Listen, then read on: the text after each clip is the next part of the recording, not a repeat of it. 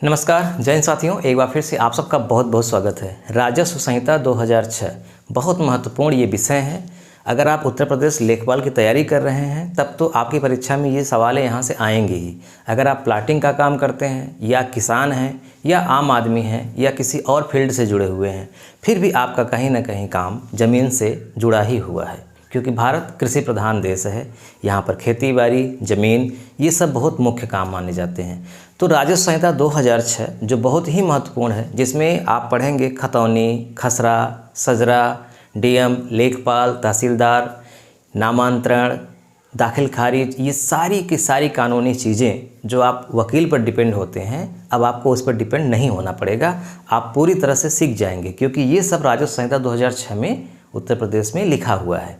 अगर आप उत्तर प्रदेश के बाहर के हैं तो भी बहुत काम की है, क्योंकि जो भले राज्य सूची में ज़मीन का विषय होता है, लेकिन मूल बातें हर जगह वही रहती हैं। हाँ, शब्द अलग रहते हैं, छोटे मोटे कानून अलग रहते हैं, लेकिन मूल बातें बेसिक वही रहता है। तो आप देख सकते हैं आज हम केवल राजस्व संहिता की ज़रूरत क्यों पड़ी, इसमें क्या है, कितने अध्याय हैं, इसकी हम चर्चा करेंगे और उसके बाद फिर हम आगे से सीरीज़ शुरू करेंगे शाम को 7 बजे ही। देखिए, रेवेन्यू कोड 2006, सबसे पहले हम ये समझ लें कि ये जो रेवेन्यू कोड है, यूपी रेवेन्यू कोड 2006, हिंदी में बोलते हैं राजस्व, यानी उत्तर प्रदेश राजस्व संहिता 2006। कोड मतलब संहिता, यानी कोई भी कानून जब बनाया जाता है भारत में, केंद्र स्तर पर संसद बनाती है और राज्य स्तर पर विधानमंडल। कोई भी जब कानून बनता है तो उसके लिए विधेयक लाया जाता है ना। जैसे महिला के लिए अगर कोई कानून बनेगा तो महिला विधेयक आएगा, फिर वो संसद में या विधानसभा में जब पास हो जाएगा तो वो विधेयक क्या हो जाएगा, एक्ट बन जाएगा, अधिनियम। तो उसे क्या बोला जाएगा, अधिनियम। यानी जो विधेयक था वो अधिनियम बन गया। तो ये पास हुआ, कहाँ से पास हुआ, उत्तर प्रदेश के विधानमंडल से पास हुआ और राज्यपाल की अनुमति मिली। तो ये जो बातें इस कानून में, राजस्व संहिता में जितनी भी बातें लिखी गई, उसको एक कोड दिया गया, यानी कि पॉइंट टू पॉइंट करके लिखा गया। जैसे हम भारत के संविधान की अगर बात करें तो भारत के संविधान में कितने भाग हैं, भारत के संविधान में टोटल 22 भाग हैं। फिर ये 22 भागों का जिक्र अनुच्छेद में हुआ है, आर्टिकल में हुआ है। और कितने अनुच्छेद हैं, 395 अनुच्छेद, यानी 395 तरह की बातें लिखी गई हैं पॉइंट टू पॉइंट।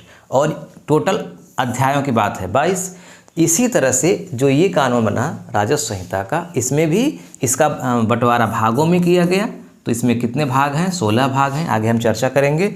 फिर इसमें जो कोडिंग की गई, यानी 16 भागों में क्या क्या बातें लिखी गई, तो यहाँ पे अनुच्छेद नाम न दे करके संहिता नाम दिया गया, कोड कहा गया। संहिता कहा ही जाता है। तो 230 संहिताएँ हैं, यानी कि 230 बातें यहाँ पर आपको पढ़नी है। हालांकि 230 बातें बहुत ज़्यादा होती हैं, मुश्किल से अगर आप 100 चीज़ भी जान जाएंगे तो मुझे लगता है कि जितने आपकी काम की चीज़ें हैं उससे बहुत ज़्यादा जान जाएंगे आप, एकदम एडवोकेट से भी कहीं ज़्यादा सीख जाएंगे, क्योंकि उनको भी केवल अपनी ही ज़रूरत की चीज़ें पढ़नी पड़ती हैं। ठीक, तो सबसे पहले हम बात करते हैं कि राजस्व संहिता किसे पढ़ना चाहिए। तो राजस्व संहिता किसे पढ़ना चाहिए, अगर आप तैयारी करते हैं, छात्र हैं, तो ये छात्र के लिए तो बहुत ज़रूरी है। अब ये छात्र कहाँ के हो सकते हैं, अगर आप उत्तर प्रदेश के छात्र हैं, अगर आप यूपी के छात्र हैं, तब तो आपका ये जो टॉपिक है, लेखपाल की परीक्षा देने वाले हैं, उसका ये बहुत ही महत्वपूर्ण टॉपिक है। यहाँ से बहुत गहराई से सवाल पूछे जाते हैं और लेखपाल अगर आप बन गए हैं तब तो आपकी ये बहुत काम की चीज़ है। अगर आप एडवोकेट हैं तो भी आपके बहुत काम की चीज़ है। तो अगर आप छात्र हैं, यूपी के हैं, अगर यूपी के बाहर के छात्र हैं तो भी ये आपके बहुत काम की चीज़ है। मैं 75% कह रहा हूँ, क्योंकि मूल बातें हर राज्यों में वही हैं, बहुत अंतर नहीं है, क्योंकि केंद्र का अनुसरण किया जाता है। तो मैं 100% तो नहीं, लेकिन हाँ 75% कह सकता हूँ कि आपके काम की है। ठीक, अब देखिए, छात्र के अलावा अगर आप क्या हैं, वकील हैं, तब भी आपको ये बहुत आपके लिए ज़रूरी है। अगर आप किसान हैं तब भी आपके लिए बहुत ज़रूरी है। अगर आप प्लाटर हैं, यानी प्लाटिंग का काम करते हैं, तब भी आपके लिए बहुत ज़रूरी है। तो मैं कह सकता हूँ कि कोई भी पढ़ा लिखा व्यक्ति जो भारत में रहता है, अगर गांव में रहता है, तो उसको इस चीज़ की ज़रूरत पड़ती है। तो राजस्व संहिता किसे पढ़ना चाहिए, इन सबको पढ़ना चाहिए। अब देखिए दूसरी बात, राजस्व संहिता की आवश्यकता क्यों पड़ी। यहीं से हम बात शुरू करते हैं कि जो राजस्व संहिता 2006 में बना उसकी आवश्यकता क्यों पड़ी। देखिए, हमारा देश आज़ाद हुआ 1947 में। अंग्रेज़ों का शासन था, अंग्रेज़ यहाँ पर व्यापार करते थे और व्यापार करते थे, इसका मतलब कृषि प्रधान देश था। आज भी कृषि प्रधान देश है। उस समय कृषि पर ज़्यादा डिपेंडेंसी थी, आज थोड़ी सी कम है, लेकिन उस समय बहुत ज़्यादा थी। तो कोई भी कानून बनेगा वो भूमि से ही संबंधित कानून होगा, क्योंकि व्यापार करना है, खेती करना है। तो अंग्रेज़ों ने ही इसकी शुरुआत करी थी। तो जैसे 1947 के पहले ही एक 1901 में कानून था यूपी का भूमि का। इसके अलावा फिर 1900 मतलब आज़ादी के बाद 1950 में एक कानून बना जमींदारी उन्मूलन के लिए, यानी जमींदारों को हटाया गया यहाँ से। इस तरह से लगभग 30 कानून थे भारत में, अलग अलग राज्यों में। हर राज्यों के लिए भूमि से संबंधित अनगिनत कानून थे। हर काम के लिए अलग एक, मतलब आप रजिस्ट्री करवाने जाएं तो अलग कानून है, दाखिल खारिज करवाने जाएंगे उसका अलग कानून है, फिर नामांतरण करवाने जाएंगे, मतलब उसके बाद जो चीज़ें होंगी वो अलग कानून में है। मतलब एक ही काम के लिए कई कई कानून थे, लोग बहुत परेशान थे। तो इसकी ज़रूरत सबसे अधिक क्यों पड़ी? क्योंकि बहुत ज़्यादा कानून थे हमारे यहाँ और लोगों को समझना बड़ा मुश्किल था।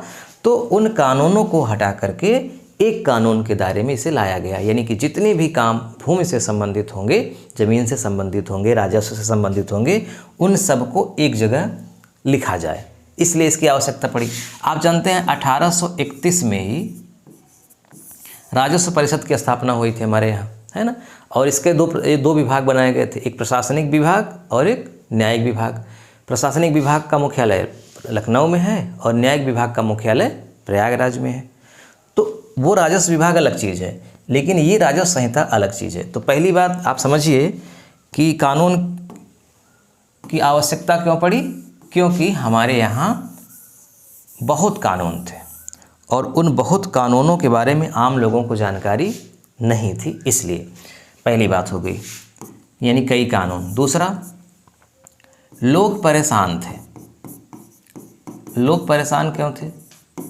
लोग परेशान ऐसे थे क्योंकि एक ही काम के लिए कोई निश्चित नहीं था कि एसडीएम करेगा या तहसीलदार करेगा। वो उसके पास भेजता था, वो उसके पास भेजता था। लोग ऑफिस में जाकर के चक्कर लगाते लगाते थक जाते थे। कंप्लेन करने का कहीं कोई जुगाड़ नहीं था, मतलब कोई किसके पास कंप्लेन करें, कोई सुनता ही नहीं था। कर्मचारी, अधिकारी, लोग बहुत परेशान थे। इसके अलावा जो ये कानून है इसकी भाषा जटिल थी, यानी जटिलता कह सकते हैं इसको, यानी कानून की भाषा बहुत जटिल थी। क्योंकि अंग्रेज़ों के ज़माने में कानून बने थे, अंग्रेजी में लिखे होते थे। हिंदी में भी जो उसका ट्रांसलेट होता था वो शुद्ध हिंदी होता था, आम आदमी उसको समझ ही नहीं पाता था। तो भाषा कठिन थी, यानी समझना मुश्किल था। अब जब समझना ही मुश्किल हो गया है तो आगे तो व्यक्ति डिपेंड ही हो जाएगा दूसरे पर, है ना। इसके अलावा कानून परिवर्तनशील नहीं थे, यानी अपरिवर्तित कह सकते हैं, अपरिवर्तित। जैसे आज हमारा संविधान है उसमें सैकड़ों संशोधन हो चुके हैं, इसका मतलब परिवर्तनशील है। ज़रूरत के अनुसार संविधान में बदलाव होना चाहिए, हर देश के संविधान में बदलाव होता है। यहाँ पे जो कानून होते थे उनमें बदलाव नहीं होता, एक बार जो लिख दिया गया वो लिख दिया गया, यानी अपरिवर्तनीय है, बदला ही नहीं जा सकता। अब 1901 का कानून है, सन 2000 आ गया है, अभी कोई बदलाव ही नहीं हुआ है। 1901 में क्या परिस्थिति थी, 2100 साल में क्या परिस्थिति बदल गई, तो बहुत समस्याएं हैं। अब जैसे आज डिजिटल ज़माना हो गया, तो उस समय ऐसा नहीं था, यानी ऑनलाइन सिस्टम नहीं था, तो कोई भी रिकॉर्ड डिजिटल नहीं होता था, सब कागज़ में रखे जाते थे। दीमक खा जाती थी, कागज़ गुम हो जाता था, आग लगती थी, जल जाता था, बड़ी समस्याएं थी।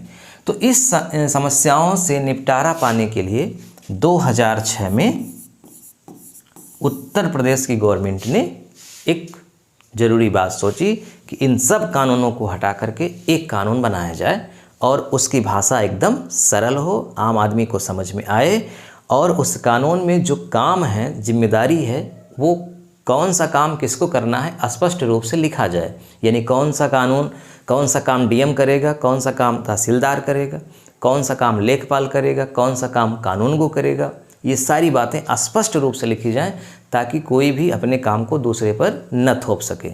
और जब जनता परेशान हो तो वो कंप्लेन भी कर सके, इसकी भी व्यवस्था हो। ये सारी चीज़ों की जिम्मेदारी उठाई उत्तर प्रदेश गवर्नमेंट ने।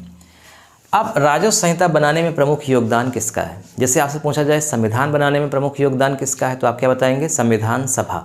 अब संविधान सभा में 389 लोगों में महत्वपूर्ण कौन हैं? बाबा साहब डॉक्टर भीमराव अंबेडकर, BN राव, है ना, राजेंद्र प्रसाद, ये सब बहुत महत्वपूर्ण व्यक्ति हैं, जवाहरलाल नेहरू।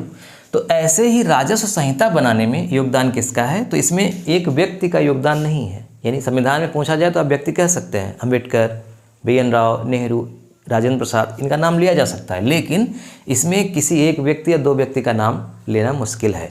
इसमें क्या है? यूपी गवर्नमेंट यानी उत्तर प्रदेश सरकार, उत्तर प्रदेश सरकार ने इस कानून का ड्राफ्ट तैयार किया, है ना, और विधानमंडल में पेश किया। तो पहली भूमिका हो गई उत्तर प्रदेश सरकार की। दूसरी भूमिका आप कह सकते हैं राजस्व परिषद की। राजस्व परिषद भी इसमें महत्वपूर्ण योगदान दिया। इसके अलावा IAS अधिकारी थे, विषय विशेषज्ञ थे, जो जमीन और कृषि से संबंधित विशेषज्ञ थे, उन सब की राय लेकर के राजस्व परिषद और उत्तर प्रदेश सरकार ने मिल करके ये पूरे कानून की रूपरेखा बनाई और विधानमंडल में पेश किया। विधानमंडल में पास हुआ।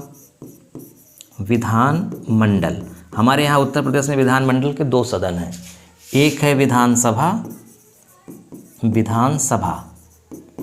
और एक है विधान परिषद, जबकि अधिकतम राज्यों में विधान परिषद नहीं है। उत्तर प्रदेश की विधानमंडल 2 सदनीय है। उत्तर प्रदेश में 2 विधानमंडल, मतलब विधानमंडल के 2 सदन हैं, विधानसभा और विधान परिषद। ऐसे ही बिहार में भी है, ऐसे ही आंध्र प्रदेश में है, ऐसे ही आंध्र प्रदेश से जो अलग हुआ तेलंगाना है, ऐसे ही कुल 6 राज्यों में इसमें विधानमंडल है। आप कमेंट बॉक्स में लिख करके बताइए कि भारत के कितने राज्यों में विधानमंडल 2 सदनीय है। मैं आपको बता रहा हूँ 6 विधानमंडल 2 सदनीय है। 2 सदन का मतलब विधानसभा और विधान परिषद, बाकी जगह विधान परिषद नहीं है। अच्छा, विधान परिषद का गठन कैसे होता है? तो उस राज्य को अगर महसूस होता है कि हमारे यहाँ 2 सदन होना चाहिए, ज़रूरत है, जनसंख्या ज़्यादा है, कामकाज में दिक्कतें आ रही हैं एक सदन से, तो वहाँ की विधानसभा ही विधान परिषद के लिए बिल लाती है और विधानसभा पास करती है और फिर अंततः राष्ट्रपति की मंजूरी से, यानी कि संसद भी इसमें इंटरसेप्ट करती है, तो राष्ट्रपति की मंजूरी से फिर वहाँ विधान परिषद का सृजन हो जाता है ना। यानी विधान परिषद का सृजन विधानसभा ही करती है, ऐसे कह सकते हैं। तो उत्तर प्रदेश, बिहार के अलावा और 4 राज्य हैं, कौन कौन से हैं? कमेंट बॉक्स में आप लिख करके बताइएगा। चलिए लौटते हैं यहाँ पे। हमने क्या देखा? राजस्व संहिता बनाने में प्रमुख योगदान किसका है? तो उत्तर प्रदेश सरकार, राजस्व परिषद और प्रमुख विषय विशेषज्ञों का। जो राजस्व संहिता 2006 यानी कि यूपी रेवेन्यू कोड 2006 जब बन करके तैयार हुआ तो लागू कब हुआ? तो यहाँ पे आपको ध्यान में रखना है 3 मुख्य बातें जो परीक्षा में पूछी जा सकती हैं, बहुत इंपॉर्टेंट। पहली बात कि ये कोड बना कब, यानी बना कब? तो ये कब बना? 2006 में, स्पष्ट है, लिखा ही है 2006। लागू कब हुआ? तो लागू होने की 2 तिथियां हैं। एक तिथि आंशिक रूप से है, जैसे हमारा संविधान जब बना तो उसके कुछ भाग 26 नवंबर 1949 को ही लागू हो गए थे, तो कह सकते हैं कि संविधान हमारा आंशिक रूप से 26 नवंबर 1949 को लागू हो गया। लेकिन पूर्ण रूप से यानी संविधान की सारी बातें लागू हुई 26 जनवरी 1950 से। वैसे ही इस संहिता की आंशिक बातें लागू हुई थी 11 फरवरी 2016 में, और पूरी तरह से लागू हुई पूर्ण रूप से, पूर्णतः 1 जुलाई 2016। तारीख बहुत इम्पॉर्टेंट है। उत्तर प्रदेश राजस्व संहिता पूरी तरह से उत्तर प्रदेश में कब लागू हुआ? 1 जुलाई 2016। अब आपके मन में एक प्रश्न आ रहा है कि 2006 में बना, 2016 यानी कि 10 वर्ष, ऐसे क्या हुआ? तो देखिए, कोई भी जब कानून बनता है तो कानून तो बन गया, लेकिन उस कानून को लागू कैसे किया जाए उसका एक नियम बनता है। नियम बनने में बहुत समय लग गए। जैसे ऐसे समझिए, उदाहरण के रूप में, जैसे मान लीजिए कि आपको विद्यालय में पढ़ाई करने के लिए विद्यालय खोलना है, यानी आपका उद्देश्य क्या है? शिक्षा देना बच्चों को। आप किसी गांव में गए, विद्यालय खोले, आपने विद्यालय की बिल्डिंग पूरी बना दिया, पूरे कमरे बना दिए, गार्डन, सब कुछ, गाड़ी, सब कुछ तैयार हो गया। लेकिन आपने उस विद्यालय में कैसे पढ़ाई होगी, कितने स्टाफ होंगे, क्या टाइम टेबल होगा, पहला घंटा, दूसरा घंटा, तीसरा घंटा कैसे चलेगा, कैसे टेस्ट होगा, कोई भी आपने नियम नहीं बनाया। यानी बिल्डिंग तो बन गई लेकिन आपका नियम अभी नहीं बना है, तो विद्यालय शुरू ही नहीं होगा। यानी जितना ज़रूरी है विद्यालय बनाना, उतना ही ज़रूरी है उस विद्यालय को चलाने के लिए नियम बनाना।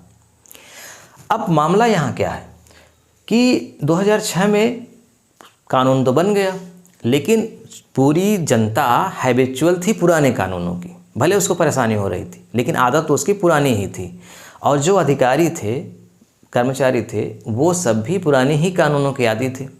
तो ये जो नया कानून बना, इसमें बहुत ज़्यादा परिवर्तन हुआ, आमूल चूल परिवर्तन हुआ, एक क्रांतिकारी परिवर्तन कह सकते हैं। अब ये जो परिवर्तन हुआ, इस परिवर्तन को लागू कौन कराएगा? अधिकारी, कर्मचारी। जैसे आप उत्तर प्रदेश की बात करिए तो राज्यपाल से शुरू कर दीजिए, राज्यपाल, डीएम, फिर एसडीएम, डीएम, एडीएम, एसडीएम, तहसीलदार, नायब तहसीलदार, कानूनगो, फिर लेखपाल। अब ये कड़ी जुड़ी हुई है। अब इनको भी तो समझाना है कि आपके क्या काम है, आपको कैसे काम करना है, तो इनको भी ट्रेनिंग देनी है, समझना है। तो इनको ट्रेनिंग देने में, समझाने में, नियम को समझने में 10 वर्ष लग गए, और 10 वर्ष तक पुराने ही कानून चालू रहे। फिर इस राजस्व संहिता 2006 में 2016 में थोड़ा बहुत संशोधन भी किया गया, क्योंकि 10 वर्ष में बड़ा बदलाव हो जाता है। तो जो चीज़ें और दिमाग में आई उसको जोड़ करके 2016 में 1 जुलाई को इसे पूरे उत्तर प्रदेश में लागू किया गया। उत्तर प्रदेश के वर्तमान में 75 जिलों में ये राजस्व संहिता लागू है। क्लियर हो गई बात? अब आते हैं उत्तर प्रदेश राजस्व संहिता 2006। इसमें क्या क्या चीज़ें हैं? तो ये तो संहिता है, आप जानते ही हैं। इसमें अध्याय की हम बात करें कि कितने अध्याय हैं, तो इसमें कुल 16 अध्याय हैं, टोटल 16 अध्याय। कितनी संहिताएं हैं, कितनी संहिता है यानी कितने कोड हैं, कोड कितने हैं? तो कोड हैं 230। यानी आपको 16 अध्याय और 230 कोड पढ़ना है, तब जाकर के राजस्व संहिता 2006 कंप्लीट होगी। अब इसमें जो अध्याय हैं हमने उनकी लिस्ट बना दिया है, ताकि हम जब पढ़ाएं तो आपको पहले ही पता हो कि हमको क्या क्या पढ़ना है और हम क्या पढ़ चुके हैं, इसके बाद क्या आने वाला है। एक रूपरेखा बनी रहेगी तो मज़ा आएगा। ये देखिए हमने पहले ही बना दिया है। चलिए एक एक बात को हम थोड़ा समझ लेते हैं संक्षिप्त में आज। ये क्या है? भाग हैं या अध्याय कह सकते हैं, भाग या अध्याय।